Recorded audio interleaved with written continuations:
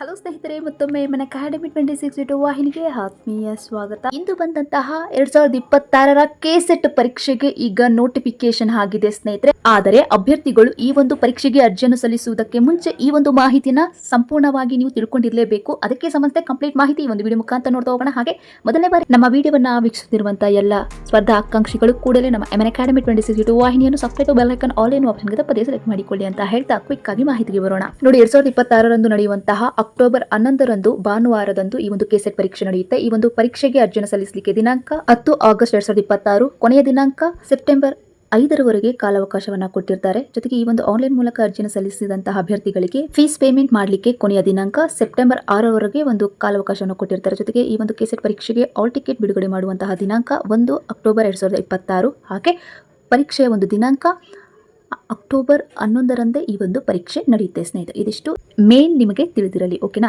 Next, ಈ ಒಂದು ಅರ್ಜಿಯನ್ನ ಆನ್ಲೈನ್ ಮುಖಾಂತರವೇ ನೀವು ಅಪ್ಲಿಕೇಶನ್ ಅನ್ನ ಹಾಕಬೇಕು. ಅಪ್ಲಿಕೇಶನ್ ಲಿಂಕ್ ಇಲ್ಲಿ ತಿಳಿಸಿರುವಂತಹ ವೆಬ್ಸೈಟ್ ಲಿಂಕ್ ಇದೇ ವಿಡಿಯೋ ಡಿಸ್ಕ್ರಿಪ್ಷನ್ ಬಾಕ್ಸ್ ಅಲ್ಲಿ ಅವೈಲೇಬಲ್ ಇರುತ್ತೆ. ಈ ಒಂದು ಲಿಂಕ್ ಮೂಲಕ ನೀವು ಅರ್ಜಿಯನ್ನ ಸಲ್ಲಿಸಬಹುದು ಸ್ನೇಹಿತರೆ. ಆದರೆ ಅಭ್ಯರ್ಥಿಗಳು ಒಂದು ತಿಳ್ಕೊಳ್ಳಿ, ಈ ಒಂದು ನೋಟಿಫಿಕೇಶನ್ ಅಲ್ಲಿ ತಿಳಿಸಿರ್ತಕ್ಕಂತಹ ಒಟ್ಟು 37 ವಿಷಯಗಳಿಗಷ್ಟೇ ಕೆಸೆಟ್ ಪರೀಕ್ಷೆಗಳು ನಡೆಯುತ್ತೆ. ಆ ವಿಷಯಗಳು ಯಾವುದು ಅಂತ ನಾವು ನೋಡೋಣ. ಅದಕ್ಕೂ ಮುಂಚೆ ಅಭ್ಯರ್ಥಿಗಳು ನೋಡಿ, ಇಲ್ಲಿ ಈ ಒಂದು ಕೆಸೆಟ್ ಪರೀಕ್ಷೆಯಲ್ಲಿ ನೀವು ಕ್ವಾಲಿಫೈಡ್ ಆದ್ರೆ ನೀವು ಸರ್ಕಾರಿ ಅಥವಾ ಅನುದಾನಿತ ಅಥವಾ ಖಾಸಗಿ ಕಾಲೇಜುಗಳಲ್ಲಿ ನೀವು ಸಹಾಯಕ ಪ್ರಾಧ್ಯಾಪಕರ ರೆಕ್ರೂಟ್ಮೆಂಟ್ ಸಿಇಟಿ ಪರೀಕ್ಷೆ ಬರೀಲಿಕ್ಕೆ ನೀವು ಎಲಿಜಿಬಲ್ ಆಗಿರ್ತೀರಾ, ಓಕೆನಾ. ಆದರೆ ಬಹಳ ಇಂಪಾರ್ಟೆಂಟ್ ಆಗಿ ಇಲ್ಲಿ ತಿಳಿಸಿರುವಂತಹ ಅಷ್ಟು ಅಭ್ಯರ್ಥಿಗಳು ಇಲ್ಲಿ ತಿಳಿಸಿರುವಂತಹ ವೆಬ್ಸೈಟ್ಗೆ ನೀವು ಭೇಟಿ ನೀಡಬೇಕಾಗುತ್ತೆ. ಅದರಲ್ಲಿ ಏನಿದೆ ಅಂತ ನಾವು ನೋಡೋಣ. ಮೊದಲನೇದಾಗಿ ಇಲ್ಲಿ ತಿಳಿಸಿರುವಂಥ ವೆಬ್ಸೈಟ್ ಲಿಂಕ್ ಇದೇ ವಿಡಿಯೋ ಡಿಸ್ಕ್ರಿಪ್ಷನ್ ಬಾಕ್ಸಲ್ಲಿ ಅವೈಲೇಬಲ್ ಇದೆ. ಆ ಒಂದು ವೆಬ್ಸೈಟನ್ನು ನೀವು ಕ್ಲಿಕ್ ಮಾಡಿದ್ರೆ ಈ ರೀತಿಯಾದ ಒಂದು ಸ್ಕ್ರೀನ್ ಓಪನ್ ಆಗುತ್ತೆ. ನೋಡಿ, ಇಲ್ಲಿ ತಿಳಿಸಿರುವಂತಹ SC ST ಹಾಗೆ ಅದರ್ ಕ್ಯಾಟಗರಿ ಅಭ್ಯರ್ಥಿಗಳಿಗೆ ಏನೆಲ್ಲ ಒಂದು ರಿಸರ್ವೇಷನ್ ಇದೆ ಅದ್ರ ಬಗ್ಗೆ ಒಂದಷ್ಟು ಡೀಟೇಲ್ಸನ್ನು ಕೊಟ್ಟಿದ್ದಾರೆ. ನೀವು ಒಂದಷ್ಟು ನೋಡಿಕೊಂಡು ಡೀಟೇಲ್ ಆಗಿ ಓದ್ಕೊಳ್ಳಿ, ಯಾಕಂದರೆ ಇಟ್ಸ್ ವೆರಿ ಇಂಪಾರ್ಟೆಂಟ್. ನಿಮಗೆ ಇದೊಂದು ಮಾಹಿತಿ ತಿಳ್ಕೊಳ್ಳೇಬೇಕಾಗಿರುವಂತಹ ಸನ್ನಿವೇಶ. KEಯವರೇ ತಿಳಿಸಿರುವಂಥದ್ದು. ಆ ವೆಬ್ಸೈಟ್ಗೆ ನೀವು ಭೇಟಿ ನೀಡಿದಾಗ ಈ ಒಂದು ಡೀಟೇಲ್ಸ್ ಎಲ್ಲ ನಿಮಗೆ ಇಲ್ಲಿ ಲಭ್ಯವಿರುತ್ತೆ. ನೀಟಾಗಿ ಚೆಕ್ ಮಾಡಿಕೊಂಡು ಓದ್ಕೊಳ್ಳಿ, ಓಕೆನಾ. ಬಹಳ ಇಂಪಾರ್ಟೆಂಟ್ ಆಗಿರ್ತಕ್ಕಂಥ ಎಲ್ಲ ಕ್ಯಾಟಗರಿ ಅಭ್ಯರ್ಥಿಗಳಿಗೆ ಇಲ್ಲಿ ಏನೆಲ್ಲ ಸೂಚನೆಗಳನ್ನು ತಿಳಿಸಿದ್ದಾರೆ ಅಂತ ಓದ್ಕೊಳ್ಳಿ. ನೆಕ್ಸ್ಟ್, ಕೆಸೆಟ್ ಪರೀಕ್ಷೆಗೆ ಅರ್ಜಿಯನ್ನು ಸಲ್ಲಿಸಲಿಕ್ಕೆ ಬಯಸುವಂಥ ಅಭ್ಯರ್ಥಿಗಳು ನಿಮ್ಮ ಸ್ನಾತಕೋತ್ತರ ಪದವಿಯಲ್ಲಿ ಅದರ್ಸ್ ಸಾಮಾನ್ಯ ವರ್ಗದ ಅಭ್ಯರ್ಥಿಗಳು 55ರಷ್ಟು ಅಂಕಗಳನ್ನು ಪರ್ಸೆಂಟೇಜನ್ನು ಪಡೆದಿರಬೇಕು. ಹಾಗೆ SC ಬರ್ತಕ್ಕಂತಹ ಪ್ರವರ್ಗ ABC ಈ ಅಭ್ಯರ್ಥಿಗಳು ಹಾಗೆ PWD ತೃತೀಯ ಲಿಂಗಿ ಅಭ್ಯರ್ಥಿಗಳು 50ರಷ್ಟು ಪರ್ಸೆಂಟೇಜನ್ನು ನೀವು ಪಡೆದಿದ್ರೆ ಸಾಕು, ಅರ್ಜಿಯನ್ನು ನೀವು ಸಲ್ಲಿಸಬಹುದು ಸ್ನೇಹಿತರೆ. ಹಾಗೆ ಬಹಳ ಇಂಪಾರ್ಟೆಂಟ್ ಆಗಿ ಈ ಒಂದು ಸ್ಕ್ರೀನನ್ನು ಅಬ್ಸರ್ವ್ ಮಾಡ್ತಾ ಹೋಗಿ. ನಾನು ಬಹಳ ಮುಖ್ಯವಾಗಿ ಇಂಪಾರ್ಟೆಂಟ್ ಆಗಿರುವಂಥದ್ದಷ್ಟೇ ಈ ಒಂದು ವಿಡಿಯೋದಲ್ಲಿ ನಾನು ನಿಮಗೆ ತಿಳಿಸ್ತಾ ಇರುವಂಥದ್ದು ಸ್ನೇಹಿತರೆ, ಓಕೆನಾ. ವಿಡಿಯೋವನ್ನು ಸ್ಕಿಪ್ ಮಾಡದೆ ಅಬ್ಸರ್ವ್ ಮಾಡಿ, ಇಟ್ಸ್ ವೆರಿ ಇಂಪಾರ್ಟೆಂಟ್. ನೋಡಿ, ಈ ಒಂದು ಕೆಸೆಟ್ ಪರೀಕ್ಷೆಗೆ ಅರ್ಜಿಯನ್ನು ಸಲ್ಲಿಸಲಿಕ್ಕೆ ವಯೋಮಿತಿ ಇರುತ್ತಾ?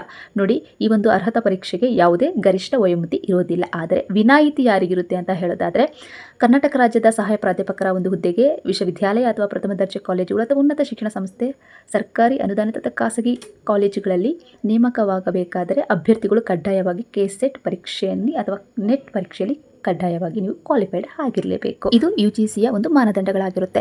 ನೆಕ್ಸ್ಟ್, ಕೆಸೆಟ್ ಪರೀಕ್ಷೆಗೆ ಅರ್ಜಿಯನ್ನು ಸಲ್ಲಿಸಲಿಕ್ಕೆ ಅಭ್ಯರ್ಥಿಗಳಿಗೆ ಫೀಸ್ ಪೇಮೆಂಟ್ ಬಗ್ಗೆ ಇಲ್ಲಿ ಕ್ಯಾಟಗರಿ ವೈಸ್ ತಿಳಿಸಿದ್ದಾರೆ. ನೋಡಿ, ಇಲ್ಲಿ ಸಾಮಾನ್ಯ ವರ್ಗ, ಪ್ರವರ್ಗ 2A 2B 3A 3B ಹಾಗೂ ಇತರೆ ರಾಜ್ಯದ ಅಭ್ಯರ್ಥಿಗಳಿಗೆ ಇವರಿಗೆ 750 ಫೀಸ್ ಪೇಮೆಂಟ್ ಇರುತ್ತೆ. ಹಾಗೆ ಪ್ರವರ್ಗ 1 SCಯಲ್ಲಿ ಬರ್ತಕ್ಕಂಥ ABC ಹಾಗೆ ST ಜೊತೆಗೆ PWD ಮತ್ತು ತೃತೀಯ ಲಿಂಗಿ ಅಭ್ಯರ್ಥಿಗಳಿಗೆ ಇವರಿಗೆ 500 ಫೀಸ್ ಪೇಮೆಂಟ್ ಇರುತ್ತೆ. ಇದು ಆನ್ಲೈನ್ ಮುಖಾಂತರವೇ ನೀವು ಫೀಸ್ ಪೇಮೆಂಟ್ ಮಾಡಬೇಕಾಗುತ್ತೆ. ಅದಲ್ಲದೆ ಇಲ್ಲಿ ತಿಳಿಸಿರುವಂತಹ ಯಾವುದೇ ಮನಿ ಆರ್ಡರ್ ಮುಖಾಂತರ ನೀವು ಫೀಸ್ ಪೇಮೆಂಟ್ ಮಾಡುವಂತಹ ಇಲ್ಲಿ ಇತ್ಯಾದಿಗಳನ್ನು ಒಪ್ಪೋದಿಲ್ಲ ಅಂತ ಅವ್ರು ಹೇಳಿದ್ದಾರೆ. ಇದು ನಿಮಗೆ ತಿಳಿದಿರಲಿ. ಓನ್ಲಿ ಫಾರ್ ಆನ್ಲೈನ್ ಮುಖಾಂತರವೇ ಫೀಸ್ ಪೇಮೆಂಟ್ ಮಾಡಬೇಕು. ನೆಕ್ಸ್ಟ್, ಪರೀಕ್ಷಾ ಒಂದು ವಿಧಾನ, ಒಂದು ಎಕ್ಸಾಮ್ ಪ್ಯಾಟರ್ನ್ ಮತ್ತು ಎಕ್ಸಾಮ್ ಡೇಟ್ ಅನ್ನು ನಾವಿಲ್ಲಿ ನೋಡ್ತಾ ಹೋಗೋಣ. ಅಕ್ಟೋಬರ್ 11ರಂದು ಭಾನುವಾರದಂದು ಈ ಒಂದು ಕೆಸೆಟ್ ಪರೀಕ್ಷೆ ನಡೆಯುತ್ತೆ. ಪತ್ರಿಕೆ 1ರಲ್ಲಿ ಪ್ರಶ್ನೆಗಳು ಒಟ್ಟು 50 ಇರುತ್ತೆ. ಅದು 2 ಅಂಕಗಳಾಗಿ 100 ಅಂಕಕ್ಕೆ ಇದು ಕನ್ವರ್ಟ್ ಆಗುತ್ತೆ. ನೆಕ್ಸ್ಟ್, ಪತ್ರಿಕೆ 2ರಲ್ಲಿ 100 ಪ್ರಶ್ನೆಗಳು ಇದ್ದು 200 ಅಂಕಗಳಿಗೆ ಇದು ಕನ್ವರ್ಟ್ ಆಗುತ್ತೆ. ಅಂದರೆ ಒಂದು ಪ್ರಶ್ನೆಗೆ 2 ಅಂಕಗಳು ಇರುತ್ತೆ. ಈ 2 ಪತ್ರಿಕೆಗಳ ಒಟ್ಟು ಅಂಕಗಳು 300 ಅಂಕಗಳಿಗೆ ಈ ಒಂದು ಪರೀಕ್ಷೆ ನಡೆಯುತ್ತೆ. ಈ ಒಂದು ಪರೀಕ್ಷೆಯ ಒಂದು ಟೈಮಿಂಗ್ಸು ನೋಡಿ, 3 ಗಂಟೆಗಳು ಬೆಳಿಗ್ಗೆ 10ರಿಂದ ಮಧ್ಯಾಹ್ನ 1ರವರೆಗೆ 3 ಅವರ್ಸ್ ಟೈಮಿಂಗ್ಸ್ ಇರುತ್ತೆ ಸ್ನೇಹಿತರೆ, ಓಕೆನಾ. ನಿಮಗೆ ಇದು ತಿಳಿದಿರಲಿ. ಹಾಗೆ ಪತ್ರಿಕೆ 1 ಪತ್ರಿಕೆ 2ರಲ್ಲಿ ನೀವೇನೆಲ್ಲ ಓದ್ಕೋಬೇಕು ಎಂಬುದರ ಬಗ್ಗೆ ಇಲ್ಲಿ ತಿಳಿಸಿದ್ದಾರೆ. ಹಾಗೆ ಇಲ್ಲಿ ನಾವು ಮೇನ್ ಇಂಪಾರ್ಟೆಂಟ್ ಆಗಿರುವಂಥದ್ದಷ್ಟೇ ನಾವಿಲ್ಲಿ ನೋಡ್ತಾ ಹೋಗುವಂಥದ್ದು. ನೋಡಿ, ಈ ಒಂದು ಪೇಪರಲ್ಲಿ ಕ್ವಾಲಿಫೈಡ್ ಆಗಲಿಕ್ಕೆ GM ಅವರು ನೋಡಿ, ಇಲ್ಲಿ ಜನರಲ್ ಅವರು ಪೇಪರ್ 1 ಮತ್ತು ಪೇಪರ್ 2ರಲ್ಲೂ ಒಟ್ಟು ಸೇರಿ 40% ಅಂಕಗಳು ಪಡೆದಿರಬೇಕು, ಓಕೆನಾ. ಹಾಗೆ ಕ್ಯಾಟಗರಿ SCಯಲ್ಲಿ ಬರ್ತಕ್ಕಂಥ ABC ಹಾಗೆ ST category 1 2A 2B 3B 3A PWD ಅಥವಾ ಟ್ರಾನ್ಸ್ಜೆಂಡರ್ ಈ ಅಭ್ಯರ್ಥಿಗಳು ಸಹ 2 ಪತ್ರಿಕೆಗಳಲ್ಲೂ ಒಟ್ಟು ಸೇರಿ 35 ಅಂಕಗಳನ್ನು ನೀವು ಪಡೆದಿರಬೇಕಾಗುತ್ತೆ. ಆದರೆ ಒಂದು ಹೇಳ್ತೀನಿ, ನೀವು ಇದನ್ನು ಕನ್ಸಿಡರ್ ಮಾಡ್ಕೊಳ್ಬೇಡಿ. ಯಾಕೆ ಅಂದರೆ ನೀವು ಪ್ರೀವಿಯಸ್ ಇಯರ್ ಕಟ್ ಆಫನ್ನು ನೋಡಿ ನೀವು ಎಷ್ಟು ಸ್ಕೋರ್ ಮಾಡಬೇಕು ಅದರ ಬಗ್ಗೆ ಒಂದಷ್ಟು ಪ್ರಿಪೇರನ್ನು ಮಾಡ್ಕೊಳ್ಳಿ. ಆ ಒಂದು ಕಟ್ ಆಫ್ ಮಾರ್ಕ್ಸ್ ರೀಚ್ ಆದಲ್ಲಿ ನಿಮಗೆ ಈ ಒಂದು KCET ಅರ್ಹತಾ ಒಂದು ಪ್ರಮಾಣ ಪತ್ರ ನೀವು ಪಡ್ಕೊಬೋದು ಸ್ನೇಹಿತರೆ. ಓಕೆನಾ. ನೆಕ್ಸ್ಟು ಇಲ್ಲಿ ಯಾವ ವಿಷಯಗಳಿಗೆ ಟೋಟಲ್ ಆಗಿ ಎಕ್ಸಾಮ್ಸ್ ನಡೆಯುತ್ತೆ ಅಂದರೆ 37 ವಿಷಯಗಳಿಗೆ ಪರೀಕ್ಷೆಗಳು ನಡೆಯಲಿದ್ದು, ಆ ಒಂದು ಪರೀಕ್ಷೆಗೆ ಸಂಬಂಧಿಸಿದಂತೆ ಯಾವ ಒಂದು ಮಾಧ್ಯಮದಲ್ಲಿ ಇರುತ್ತೆ, ನಿಮ್ಮ ಸಬ್ಜೆಕ್ಟ್ ಕನ್ನಡ ಮಾಧ್ಯಮ, ಇಂಗ್ಲೀಷ್ ಮಾಧ್ಯಮದಲ್ಲಿ ನೀವು ಎಕ್ಸಾಮನ್ನು ಬರೀಬೋದು. ಅದರ ಒಂದು ಆಪ್ಷನ್ಸು ಕೊಟ್ಟಿದ್ದಾರೆ ವಿತ್ ಸಬ್ಜೆಕ್ಟ್ ಕೋಡನ್ನು ಸಹ ನೀಟಾಗಿ ನೀವು ನೋಡ್ಕೊಳ್ಳಿ. ಇದರಲ್ಲಿ ತಿಳಿಸಿರುವಂತಹ ವಿಷಯಗಳಿಗಷ್ಟೇ KCET ಪರೀಕ್ಷೆಗಳು ನಡೆಯುತ್ತೆ. ಹಾಗೆ ಮೋಸ್ಟ್ ಇಂಪಾರ್ಟೆಂಟ್, ಈ ಒಂದು ಪರೀಕ್ಷೆ ನಡೆಯುವಂತಹ ಸೆಂಟರ್ಸು, ನೀವು ಅಪ್ಲಿಕೇಶನಲ್ಲಿ ನಿಮ್ಮ ಸೆಂಟರ್ಸು ಈ ಒಂದು ನಿಯರ್ ಇದ್ದಲ್ಲಿ ಇದರಲ್ಲಿ ಇರ್ತಕ್ಕಂತಹ ಸೆಂಟರ್ಸನ್ನೇ ನೀವು ಆಯ್ಕೆ ಮಾಡ್ಕೋಬೇಕು. ಓಕೆನಾ. ನೋಡಿ, ಬೆಂಗಳೂರು, ಬೆಳಗಾವಿ ಡೀಟೇಲ್ಸ್ ಎಲ್ಲ ಕೊಟ್ಟಿದ್ದಾರೆ, ನೀಟಾಗಿ ನೋಡ್ಕೊಳ್ಳಿ.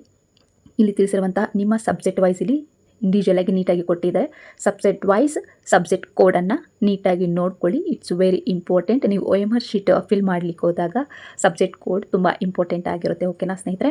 ಇದಿಷ್ಟು ಮಾಹಿತಿ ಈ ಒಂದು ವಿಡಿಯೋದಲ್ಲಿ ನಿಮಗೆ ಸಾಧ್ಯವಾದಷ್ಟು ತಿಳಿಸಲಾಗಿದ್ದು, ಇದೇ ಥರದ ಲೇಟೆಸ್ಟ್ ಅಪ್ಡೇಟ್ಗಳಿಗಾಗಿ ಹಾಗೆ ಮುಂಬರ್ತಕ್ಕಂತಹ KCET ಪರೀಕ್ಷೆಗೆ ಸಂಬಂಧಿಸಿದಂತೆ ಇನ್ನಷ್ಟು ಉಪಯುಕ್ತ ಮಾಹಿತಿಗಳ ನೋಟಿಫಿಕೇಷನ್ಸ್ಗಾಗಿ ಈ ಕೂಡಲೇ ನಮ್ಮ MN Academy 2062 ವಾಹಿನಿಗೆ subscribe to bell icon all in ಆಪ್ಷನ್ಗೆ ತಪ್ಪದೇ ಸೆಲೆಕ್ಟ್ ಮಾಡಿಕೊಳ್ಳಿ ಸ್ನೇಹಿತರೆ.